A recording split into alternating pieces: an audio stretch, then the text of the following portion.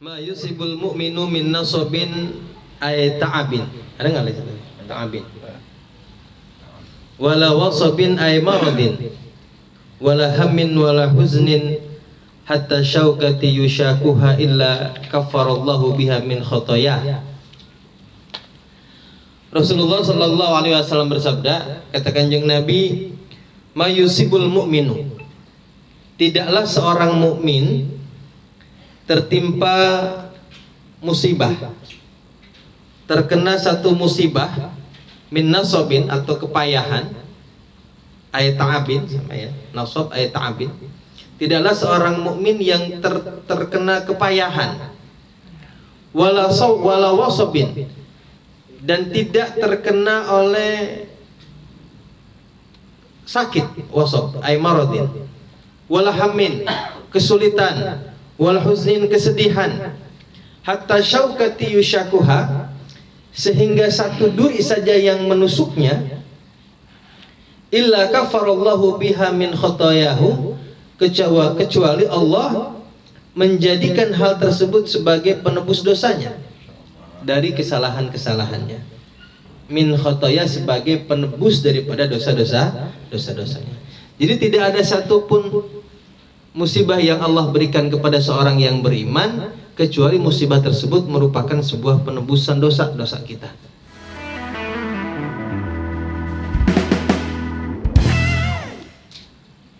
Lalu hadis berikutnya dari Abu Dawud, innal mu'mina, Rasulullah bersabda, innal mu'mina, sesungguhnya orang mukmin, idza asabahu saqamu, tatkala terkena sakit, summa afahu Allahu minhu, lalu Allah sembuhkan ia dari sakitnya, kana kafaratan lima madha, maka sakit tersebut merupakan kafarah, merupakan penebusan dosa, sebagai penghapus dosanya, lima madha min dzunubihi, dosa-dosa yang telah berlalu. Jadi kalau ada orang sakit lalu Allah sembuhkan, maka sakit yang ia terima tersebut merupakan kafarah, merupakan sebuah penghapus dosanya, dosa-dosa yang sudah lalu. Wa mau'izatan lahu fima yastaqbil, dan juga merupakan peringatan baginya, pelajaran baginya, fima yastaqbil, di waktu yang akan mendatang. Loh, bagi orang mukmin ya. Jadi rasa atau penyakit ini atau sakit itu bagi orang mukmin itu merupakan sebuah kafarah, penghapus dosa-dosa yang lalu, dan juga merupakan pelajaran, pengingat ya, peringatan bagi kita untuk waktu yang akan datang. Ya, jangan sampai, atau artinya menjadi muhasabah buat kita, kenapa kemarin sakit, atau apa yang sakit yang kita lakukan, dosa apa, nah untuk menjadi introspeksi terhadap diri sendiri bagi orang yang beriman. Wa innal munafiqo, sesungguhnya orang munafik, idza maridu tsumma ufiya, jika orang munafik sakit lalu disembuhkan oleh Allah, kana kal ba'ir, maka orang munafik itu seperti ba'ir, seperti unta, aqalahu ahluhu, yang diikat oleh keluarganya, oleh pemiliknya, summa arsaluh, kemudian dilepaskan, falam yadri, maka ia tidak tahu, lima aqaluh, kenapa mereka mengikatnya, walima arsaluh, dan walam yadri lima arsaluh, dan dia tidak tahu kenapa dilepaskan. Nah, bagi orang yang munafik, ketika Allah berikan sakit lalu Allah sembuhkan, maka sakitnya tersebut tidak memberikan dampak apa-apa terhadap dirinya. Seperti unta kalau diikat sama pemiliknya, dia kan nggak tahu kenapa gue diikat, kenapa dilepaskan. Ya pokoknya diikat dilepaskan biasa aja gitu. Artinya bagi orang yang munafik tidak ada dampak apapun dari sakit yang dia derita. Nah, ini menjadi juga muhasabah buat kita nih. Kira-kira ketika, mestinya ya, kalau buat orang-orang yang beriman itu berarti ketika sakit kemudian sembuh, maka akan meningkatkan ketaatannya kepada Allah Subhanahu wa taala. Karena kafarah lima madha wa mau'izatan limustaqbal. Ya. Karena itu merupakan peringatan bagi waktu yang akan datang. Seharusnya memang setiap sakit yang kita derita itu akan membuat kita semakin lebih baik di hadapan Allah Subhanahu wa taala. Sedangkan orang-orang yang munafik, nah, jangan-jangan kita di sini artinya tidak memberikan apa-apa buat kita. Ya, tidak terlihat dampaknya buat kita. Nauzubillahi min dzalik.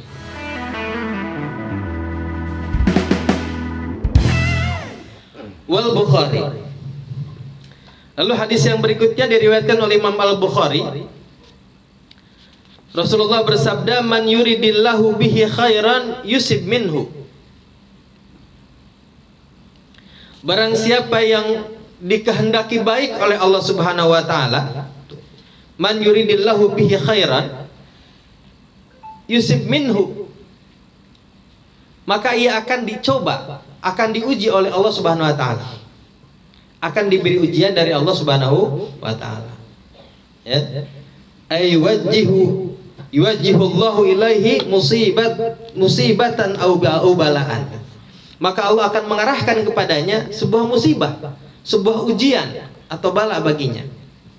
Nah, ini juga menjadi apa namanya? Buat kita ini semakin tidak boleh berprasangka buruk kepada orang lain. Karena kan kadang-kadang kita ini suka berprasangka buruk ketika orang lain dapat musibah. Ya, wah ini misal nih ada tetangga kita sakit misalnya. Lalu kita bilang, wah ini orang dosanya kebanyakan kali ya, nyakitin orang mulu atau apalah gitu. Membuat kita menjadi berasumsi negatif. Padahal sebaliknya kata Allah, salah satu tanda cinta Allah kepada orang hamba ini, ya, salah satu tanda bahwa hamba itu dicintai oleh Allah. Allah berkehendak baik terhadap dirinya, maka Allah akan mencobanya. Ini bukan cuma hadis ini ya, banyak beberapa hadis juga. Ada lagi man yuridillahu bihi khairan ibtalahullah katanya hadisnya itu.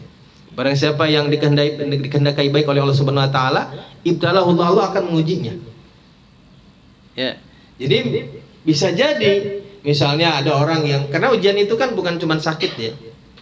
Bukan cuma sakit di badannya, ada juga kadang-kadang ada kehilangan hartanya. Ya dengan berbagai macam ujian.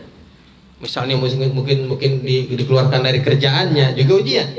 Nah, ini yang demikian ini adalah merupakan ujian yang sebetulnya mungkin bisa jadi kalau dia adalah orang yang taat, muti', orang yang beriman kepada Allah, bisa jadi itu adalah sebagai ujian dari Allah yang bermaksud, yang berkehendak baik terhadap dirinya. Ya, jadi kalau lihat saudara atau tetangga atau siapapun ya, kena musibah, nah ini mungkin itu adalah, katakan kepadanya bahwa itu adalah sebagai ujian dari Allah yang hendak mengangkat derajatnya. Salah satu tanda cinta Allah kepadanya.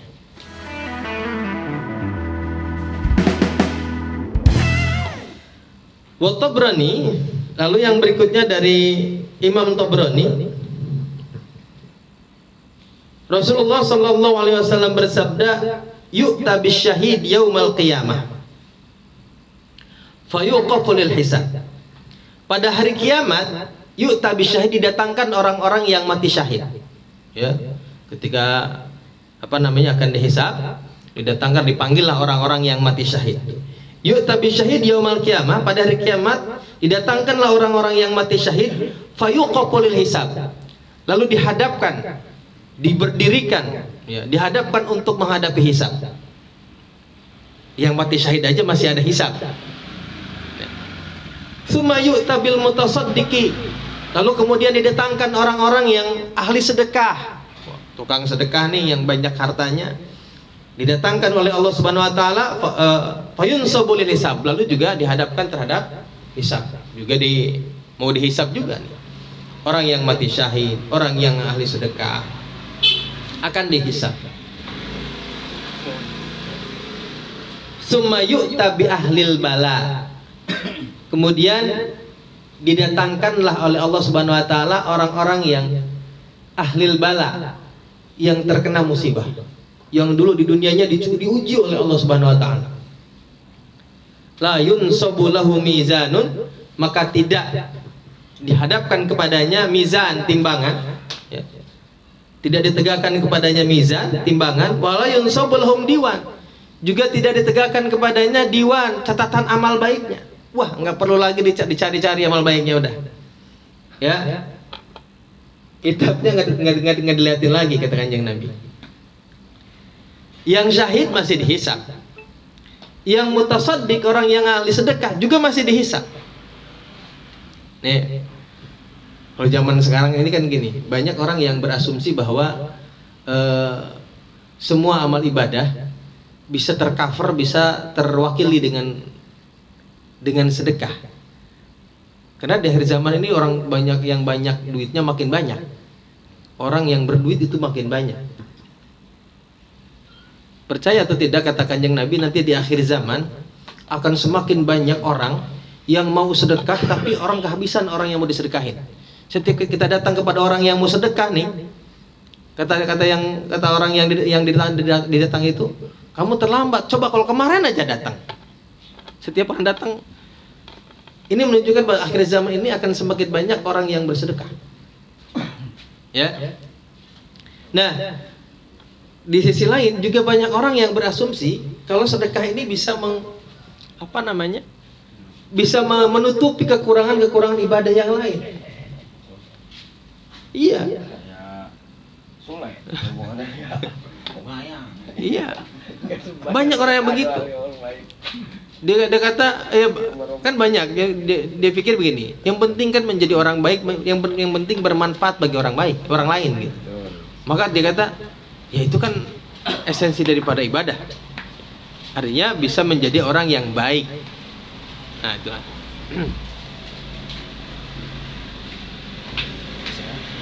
Ya. Nanti di yaumul qiyamah yu'ta fayunsabulahum, semuanya akan dihisab. Kecuali siapa? Kecuali orang yang ketika di dunia diuji sama Allah. Maka jangan salah. Ya, banyak juga orang-orang yang soleh, yang ibadahnya taat, itu hidupnya susah terus, belangsak mulu. Memang ini salah satu tanda-tanda cinta Allah kepadanya. Ya, liyasma tadarru'ahum katanya. Ya kata yang Nabi itu liyasma tadarru'ahum, untuk mendengarkan rintihan mereka, doa-doa mereka.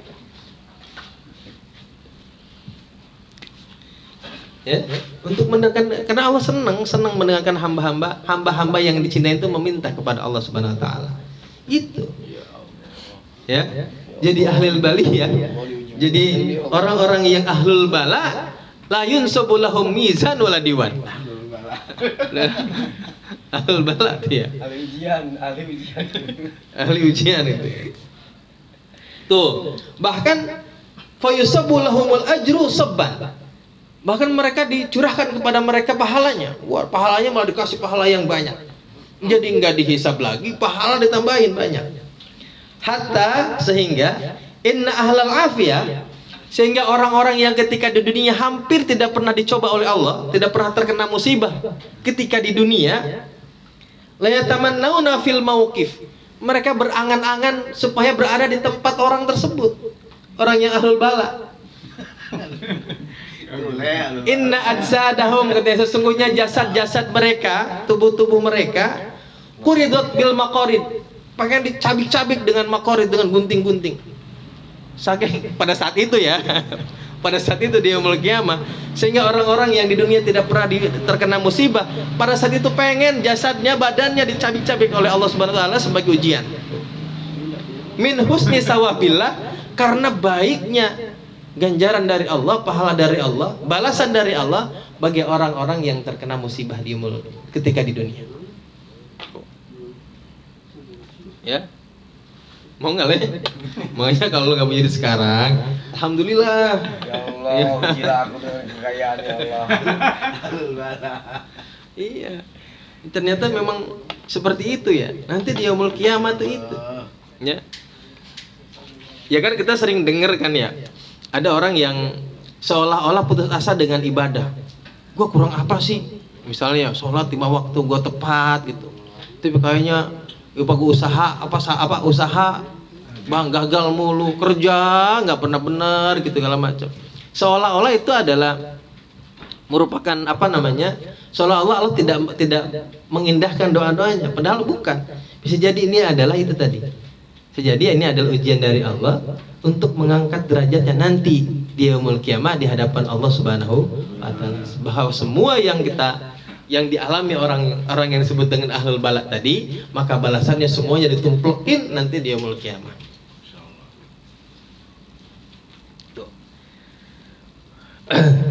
Wahwa, adapun husni sawabillah, baiknya ganjaran Allah, idza maradul abdu salasata ayyam, jika seorang hamba sakit selama 3 hari,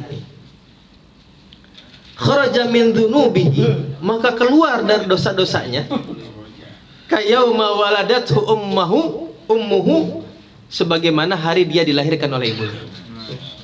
3 hari aja, 3 hari sakit, itu nanti ketika disembuhkan oleh Allah Subhanahu wa taala kayak bayi. Bersih. Sakitnya seperti apa nih, Bos? Kayaknya sakit mulu kita ini. DBD. Ya. Baru udah dibahas kan kemarin sakitnya kayak gimana? Sakit pilek. Ya. Sakit yang menyebabkan udzur jum'ah wal jamaah. Ya. So, sakit yang menyebabkan bolehnya dia meninggalkan Jumat, meninggalkan jamaah. Ya. Itu adalah sakit yang kategori ini, dan sakit yang kategori sunnah untuk dijenguk. Ya. Bukan pilek doang. Tapi apa saja nggak apa-apa. Apa namanya, hatta sariawan itu termasuk kafaratan, termasuk kafaroh, termasuk penghapus dosa. Ya.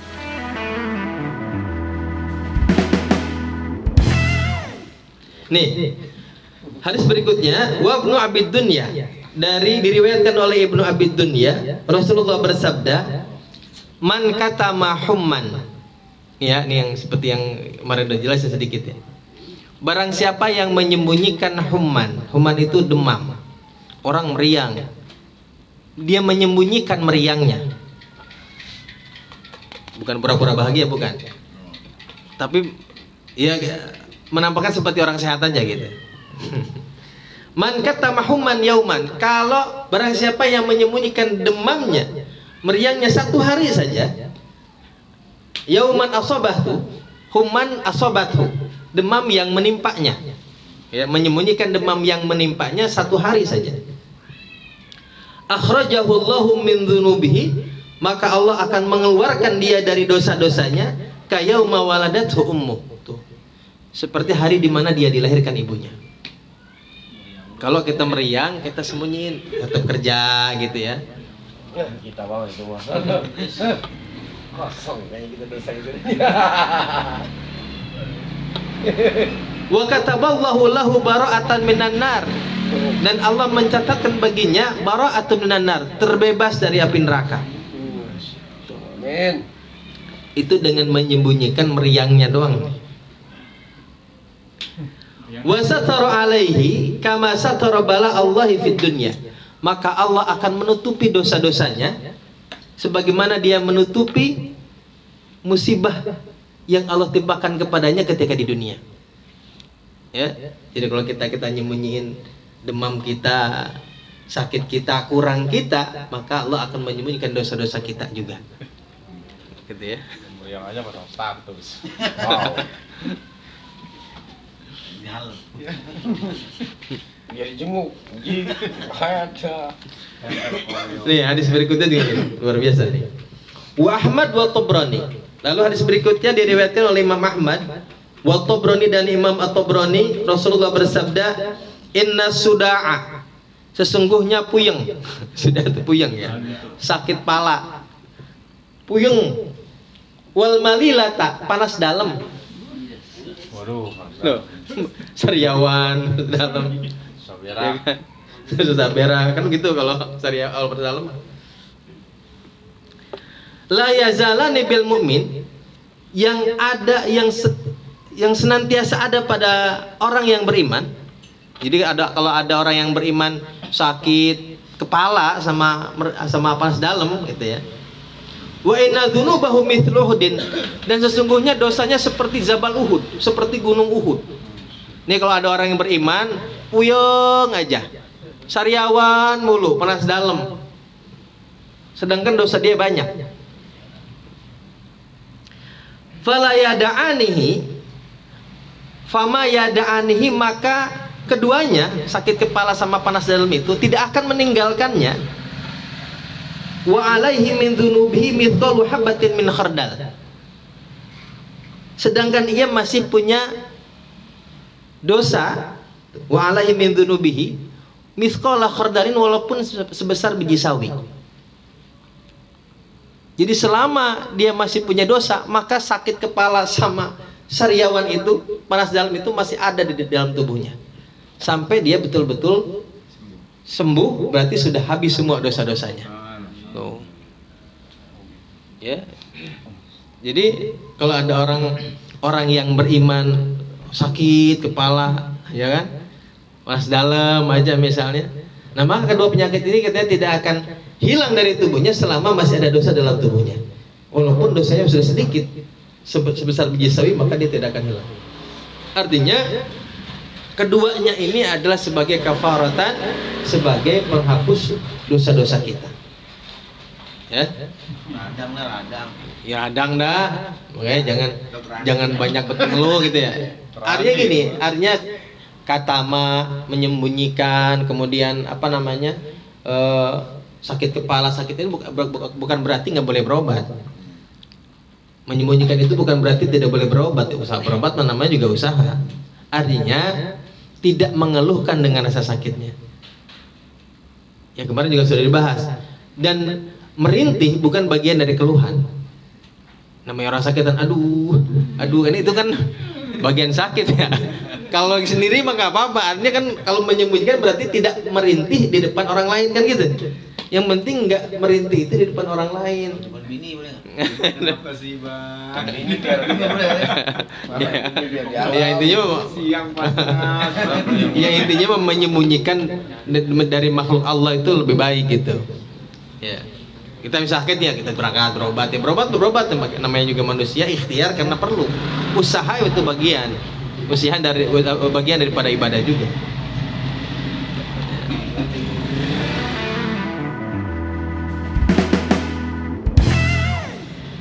Wal Qudai, lalu dari Imam Al-Qudai, Rasulullah bersabda, al-humma hafidhu kulla mu'min minan nar. Jadi katanya demam itu menjaga setiap orang mukmin dari api neraka. Makanya dulu ada banyak cerita, ada banyak kisah di mana salafus soleh, ulama salafus soleh itu meminta kepada Allah untuk selalu diberi demam sepanjang hidupnya. Ada wali itu yang demam, meriang loh, tapi ya itu tadi kata mereka menyembunyikan rasa sakitnya itu. Karena dia tahu bahwa sakit yang dia alami itu, yang dia derita itu merupakan kafarah lima madhab. Iya. Makanya kata Kanjeng Nabi kan al-humma hafidhu kullu mu'min minan nar, merupakan apa? Dia menjaga setiap orang yang beriman dari api neraka. Wa humma lailatin, dan demam satu malam, meriang satu malam, tukaffiru khotoya sanatin muharramah, itu menghapuskan dosa 1 tahun penuh. Kamilah. Muharramah kamilah. Jadi 1 tahun sempurna, 1 tahun. 1 malam aja meriang. Ya, mungkin tadi ini meriang yang tadi yang katam ya. Meriang yang disembunyikan. Meriang yang tanpa dikeluhkan kepada orang lain.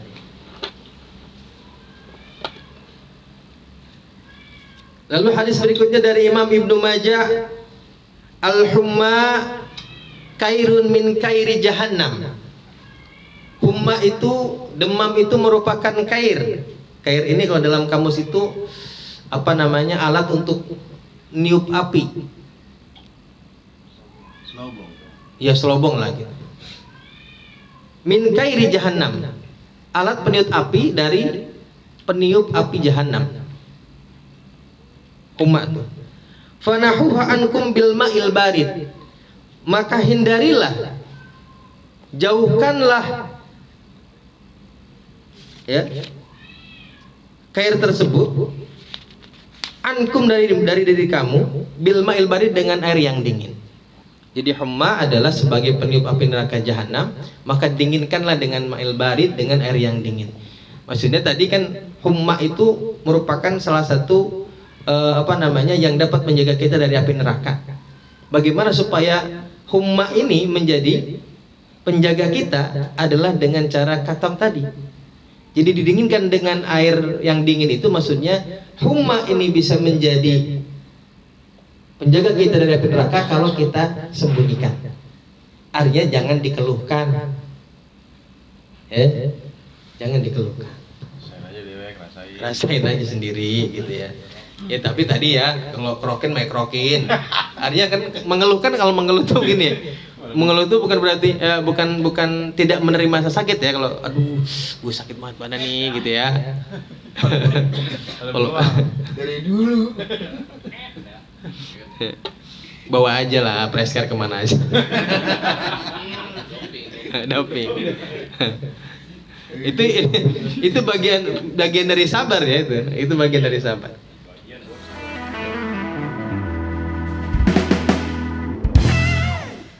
Wa Ahmad wa Tirmidzi wa Nasa'i. Lalu hadis berikutnya dari Imam Ahmad, Imam At-Tirmidzi dan Imam An-Nasa'i.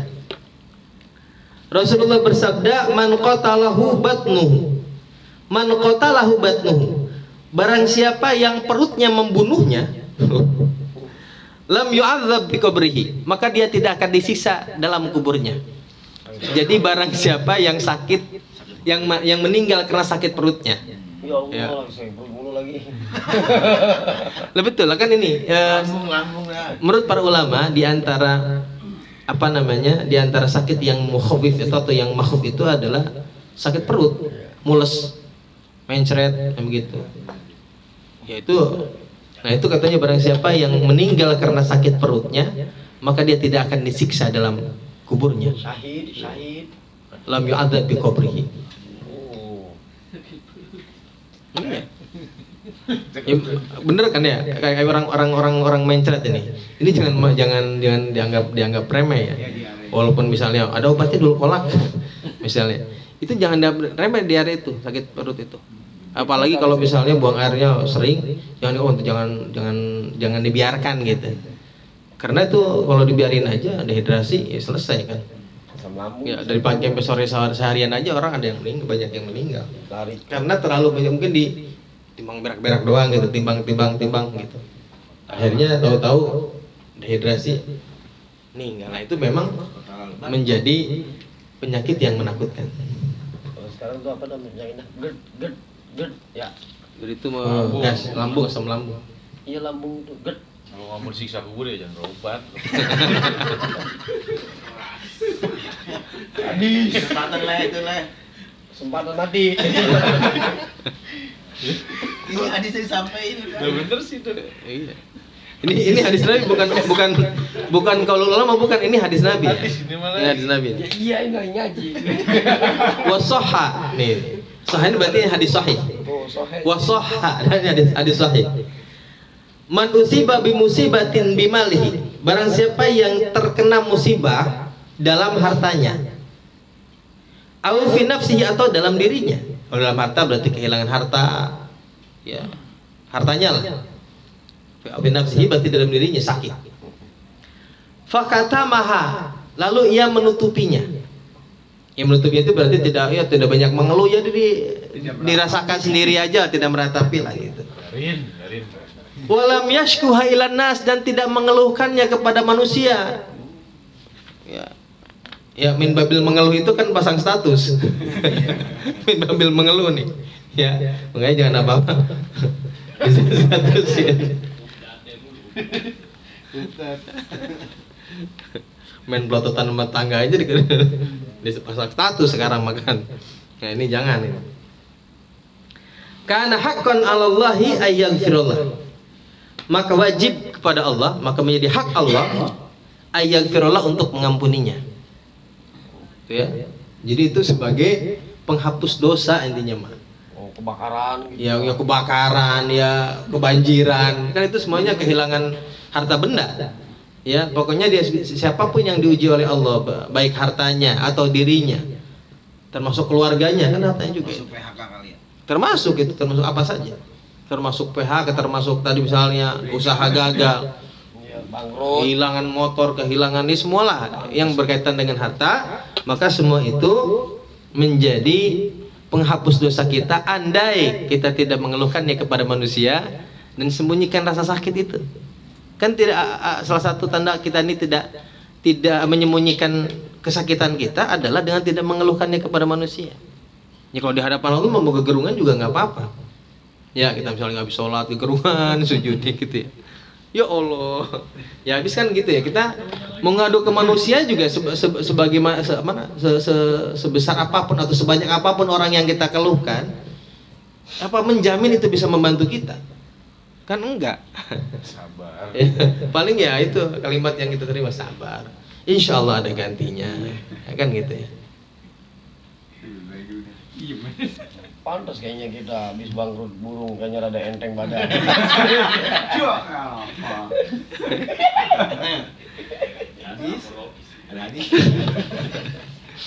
Tanbih, ini peringatan. I'lam, ketahuilah, annal a'immata, sesungguhnya para a'immah, para imam, ikhtalafu, mereka berbeda pendapat fi anna sawabil marid, dalam bahwasanya pahala sakit ini, berbeda pendapat apakah pahala sakit itu hal ala sabri ala maradihi, apakah pahala sakit itu atas kesabaran dalam sakitnya, au ala nafsi maradihi, atau atas sakit itu sendiri. Paham ini? Kita dapat pahala karena sakit itu, apakah karena kesabaran kita ketika mendapati sakit itu atau karena penyakit itu sendiri. Ya. Wal asah, menurut kaul yang paling sahih fidzalika, dalam hal tersebut, annahu in sabara uthiba, bahwasanya kalau dia bersabar maka dia diberi pahala. Berarti kalau pendapat yang asah ini, dia mendapatkan pahala karena kesabarannya, bukan karena penyakit itu sendiri. Paham ya? Jadi yang membuat kita dapat pahala itu bukan penyakitnya, tapi sabarnya atas penyakit itu. In sabara usiba, kalau kita sabar maka diberi pahala alal maradi was sabri, atas penyakit dan atas kesabaran. Dua tuh. Pahala atas penyakitnya juga pahala atas kesabarannya. Wa illa lam yusab, tetapi kalau tidak sabar maka tidak dapat pahala. Ngeluh mulu, ya sama siapa aja cerita, gitu ya. Nah ini berarti kita tidak sabar tuh, ya. Kalau sabar mah, ya tadi berobat bukan berarti tidak sabar. Berobat aja, cuman tidak banyak mengeluh gitu. Jadi jalanin aja. Saya jadi ingat kawan saya punya kawan yang seumuran, itu sudah punya penyakit gula yang parah gitu. Tapi dia cuek aja gitu. Jadi bahasa dia mah, ya Allah sudah mentakdirkan saya begini. Tapi berobat tuh berobat, tapi nggak mantang gitu. Berobat ya, makan apa aja udah hajar terus, nggak ada itunya. Padahal itu lagi ngobrol begini bisa tidur, saking tinggi gula yang dia derita. Cuman dia nggak parah karena kayaknya nggak nyampe pikiran gitu. Cuekin aja sama dia. Nah itu mungkin satu tanda kalau dia itu sabar ala maradihi, sabar terhadap sakitnya. Ya gue terima aja gitu, ya, terima aja. Hadza madallat alaihil hadis. Ini adalah yang ditunjukkan oleh hadis-hadis tadi di atas. Jadi kita diberi pahala bukan karena penyakitnya, tapi karena kesabaran atas rasa sakitnya. Gitu ya. Jadi kalau nggak sabar nggak dapat pahala. Gitu. Qala Izzuddin bin Abdissalam, Imam Izzuddin bin Abdissalam berkata, innal masaiba, sesungguhnya musibah-musibah, la sawaba fiha, tidak ada pahalanya. Musibah-musibah itu nggak ada pahalanya. Li'annaha laisat min kasbil abdi, karena yang namanya musibah mah bukan usaha hamba. Sedangkan hamba ini dapat pahala kalau ada usaha. Balis sabab fi sabri alaiha la ghair. Tetapi pahala itu karena ada dalam kesabaran, bukan pada yang lainnya. Ya kalau sabar mah ada usaha dari hamba. Ya usaha menahan kesakitan, usaha untuk bertahan, untuk menahan dirinya untuk tidak mengeluh kepada orang lain. Jadi yang katanya yang mendatangkan pahala itu adalah usaha hamba, yaitu kesabaran. Tuh. Naam, betul katanya. Ya, betul memang yang mendatangkan pahala bukan sakit, tetapi sabar.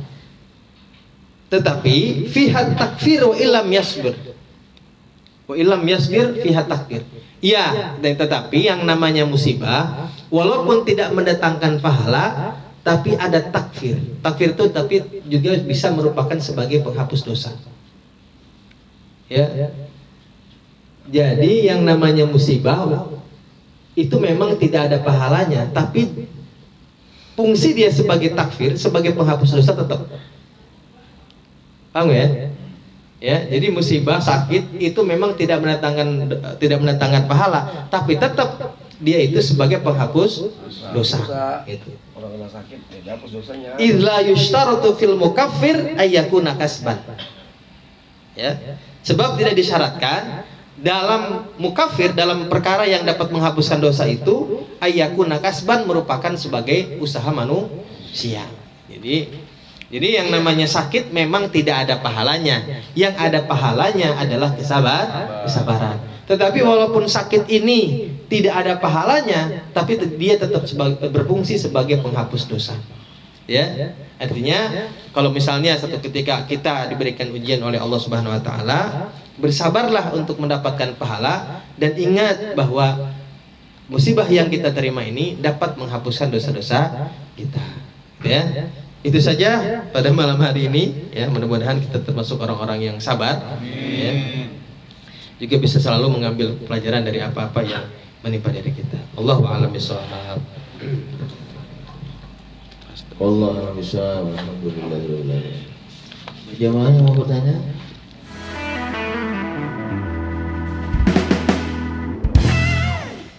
Kalau seseorang itu sakit, terus yang merawatnya tuh ngeluh, kan dia seolah-olah jadi beban gitu kan buat yang merawatnya. Berdosa nggak dia tuh yang sakitnya itu? Karena membebani orang lain gitu. Iya, karena yang kadang-kadang yang merawatnya itu kan ngeluh gitu, apalagi sakitnya lama gitu kan. Anaknya kali itu. Ya, Bisa gini bisa anak. ini kalau tadi kita melihat bahwa konteks daripada sakit itu kan sebetulnya hakikatnya adalah Allah yang memberi. Jadi seberapapun sakitnya dia, seberapapun dia merepotkan orang lain, tentu dia tidak punya dosa untuk itu. Ya, karena pada dasarnya tadi sakit itu adalah mukafir lisayyi'at, merupakan penghapus dosa. Ya, dan sabar adalah sebagai ibadah yang mendatangkan pahala. Ya. Misalnya keluhan daripada gini, orang yang merawat, kita kemarin sudah membahas tentang orang yang jangankan membesuk, jangankan merawat, membesuk aja pahalanya begitu besar. Kita bahas tuh ya, pahala orang yang membesuk. Bagaimana orang yang merawat? Bagaimana orang yang muknis? Bagaimana orang yang menyenangkan orang yang terkena musibah? Ya, menjenguk aja walaupun lam yuknis, tidak menyenangkan orang yang dijenguk, itu pahalanya besar. Bagaimana orang yang merawat dan menyenangkan? Nah, adapun keluhan itu bukan kembali kepada orang yang dirawat, kepada orang yang sakit, tapi terbalik pada dirinya sendiri. Itu nggak ada kaitannya. Oh, berarti dia sudah merepotkan orang lain, berdosa dong? Nggak berdosa. Karena kan bukan pengennya dia. Mohon Allah Itu kemauan Allah. Pak Budin. Mau nanya nih Pak Ustadz, kan ada dua hadis ya, yang apabila orang demam dan orang yang sakit ya, seperti kawaladatu ummuhu. Kalau anak yang sakit, ntar itunya siapa yang dapat pahalanya? Nah, besok anak cekik-cekik gitu ya. Kalau anak yang sakit, tentu pertama gini, setiap sakit ini akan kembali kepada pahala dan dosa tentu kepada orang yang sudah menanggung itu. Ya, orang yang sudah mukallaf ya kembali kepada dia sendiri. Ya kan? Sakitnya anak yang sudah mukallaf, yang sudah balik, berakal, si Nunu sakit, ya tentu pahalanya juga akan kembali kepada dia sendiri. Wadah. Ini mati langsung ya. Halo. Alhamdulillah. Aduh, Pak Aro. Hidup tuh. Baro ya? Hidup. Hidup. Tuh. Bang Dogoni doang tuh belum hidup sambung banyak. Ya, dia mah enggak. Dia mah yang punya ini asli. Jaringan. Nah, lalu tentu kalau anak yang belum mukallaf, belum balik, itu nanti semuanya kembali kepada orang tua. Kebaikan yang dia lakukan buat orang tua dan sebagainya.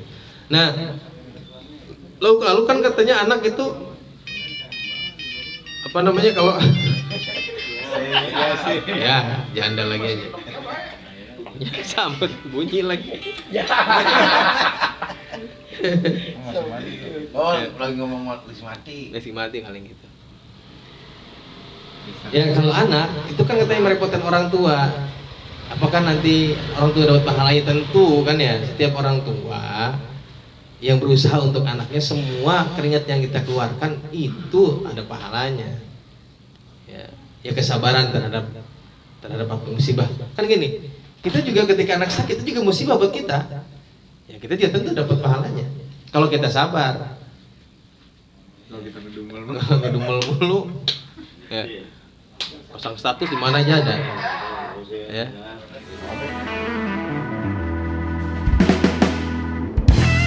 Ujian. Jauh khususnya untuk saya dan yang ibadahnya kurang gitu ya. Kayak begitu sekali. Kita cobaan apa teguran apa musibah gitu. Satu ya. Yang kedua,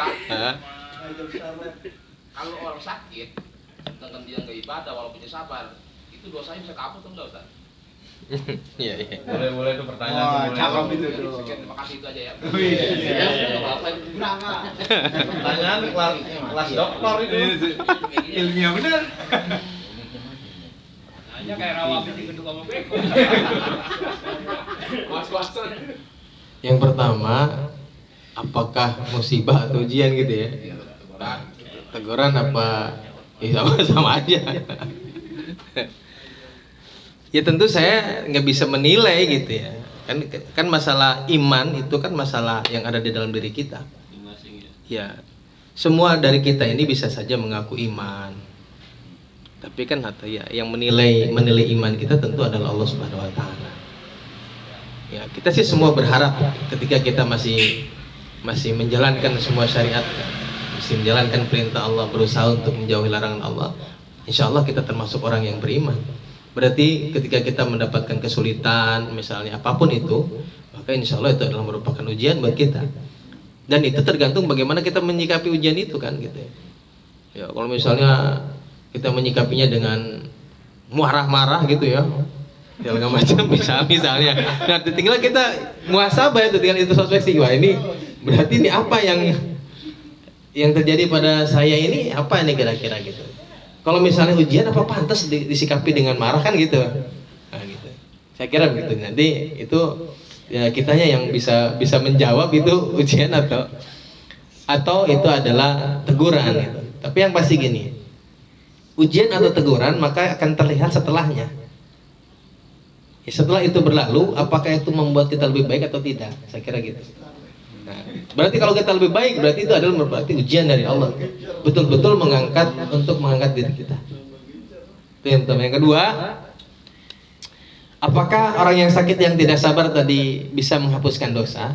Tadi di bahasan terakhir dijawab itu, sudah dijawab ya. Bahwasanya betul memang untuk mendatangkan pahala adalah kesabaran. Tapi sakit itu sendiri bisa menghilangkan dosa. Walaupun tidak sabar. Jadi nggak ibadah. Tapi sabar, tapi dia nggak ibadah gitu. Ninggalin sholat lu Ya, ninggalin sholat. Dia ibadah ditinggalin. Ninggalin sholat ya, ninggalin ibadah gitu. Gimana kalau ninggalin ibadah ya? Itu tentu kembali kepada Allah. Ya kan gini, kalau misalnya ngomongin sholat, ngomongin puasa, bagi orang yang tidak mampu berpuasa tentu sudah ada ketentuannya. Ini yang kita ngomongin sholat aja ya. Kalau sholat mah kan nggak ada gantinya. Mungkin sebagian ulama mengatakan bahwa bisa diganti dengan fidyah, maka ada fidyah itu. Nah, bagaimana dengan yang tidak sabar tapi tidak ibadah gitu ya?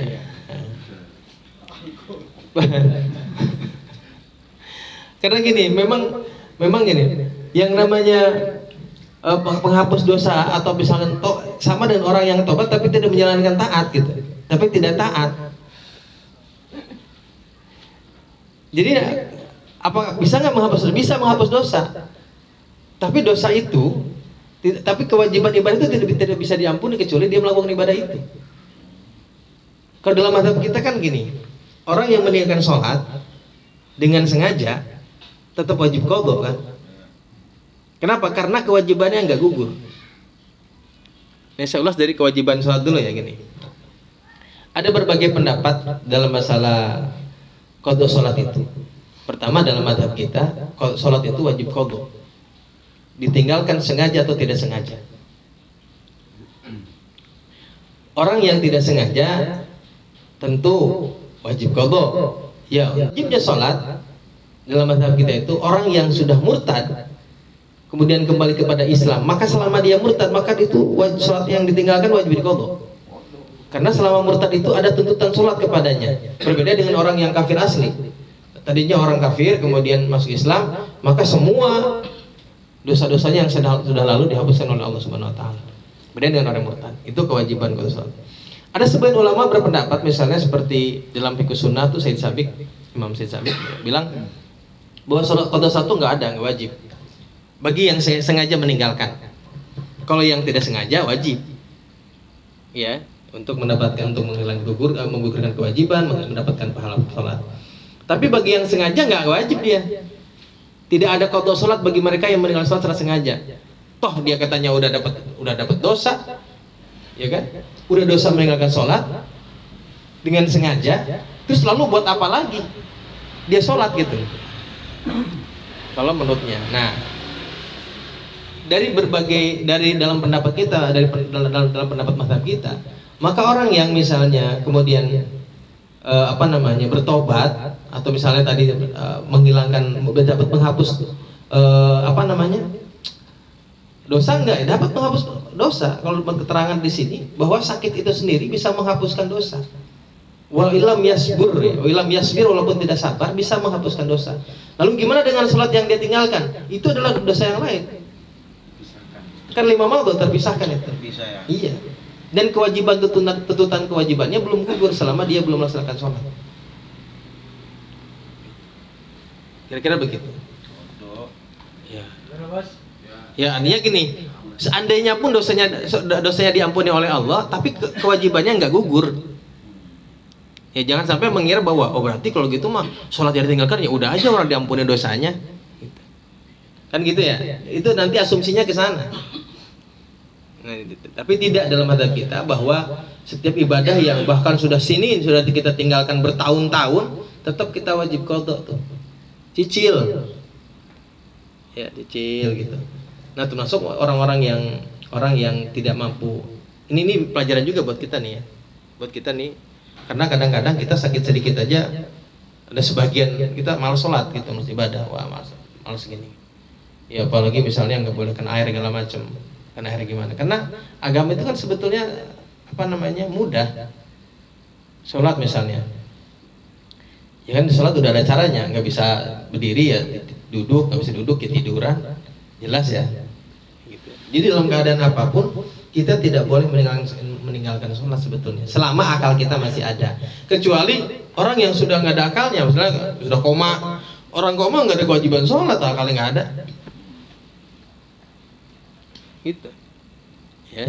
Jadi selama masih ada, jangan sampai kita meninggalkan sholat, karena sholat ini kalau kita tinggalkan numpuk nanti udah malas kita buat qadha, udah mikirin kewajiban yang ada aja udah capek. Sholat itu kan biar kata sebentar capek.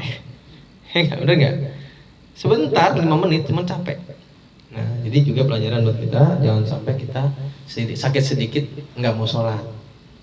Ya, usahakan tetap sholat. Walaupun gini, ada satu pendapat Imam An-Nawawi yang memudahkan juga bahwa salah satu udzur daripada menjamak sholat adalah sakit. Wakhtirun Nawawi itu salah satu pendapat Imam Nawawi yang membolehkan orang sakit menjamak sholat. Ya, misalnya datang duhur, wah kepala kita sakit banget nih, Kayaknya buat jalan nggak mungkin, buat wudhu, ngambil wudhu, buat sholat kayaknya nggak mungkin. Ya nggak apa-apa, jamaah aja, jamaah takhir. Barangkali nanti di asar segeran kita. Iya, cuman jangan kosor ya, jamaah aja. Jamaah aja ya. Kayak gitu-gitu ya. Ya saya kira gitu Pak Bang Dul, kurang lebihnya mohon maaf itu. Ya, Allahu a'lam bishawab.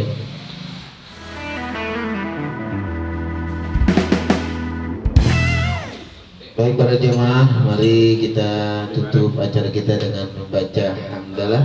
Alhamdulillahirabbil alamin.